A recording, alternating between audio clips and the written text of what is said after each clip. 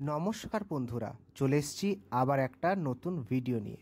অনুষ্ঠান বাড়ির মতো যদি শুক্তো বাড়িতেই করতে চান তাহলে দেখে নিন কোন পদ্ধতিতে বা কোন মশলাতে এই রান্নাটা হবে।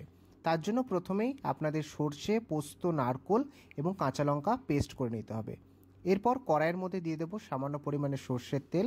ওই তেলের মধ্যে প্রথমেই আমরা বড়িগুলোকে লাল লাল করে ভেজে নেব। ভাজা হয়ে গেছে, এবার তুলে নিব। এবার ওর মধ্যেই দিয়ে দেব করলাগুলো কিন্তু আপনাদের লাল লাল করে ভেজে নিতে হবে। এটাকেই তুলে নিলাম। এবার ওই তেলের মধ্যে আবার দিয়ে দেব বেগুনটাকেও কিন্তু আপনাদের সামান্য পরিমাণে লালচে করে ভেজে নিতে হবে। ভাজা হয়ে গেছে, এটাকেও তুলে রাখবো। এবার ওই তেলের মধ্যে দিয়ে দেবো 5 ফোড়ন, শুকনো লঙ্কা। এরপর এক এক করে সমস্ত সবজিগুলো দিয়ে দেবো।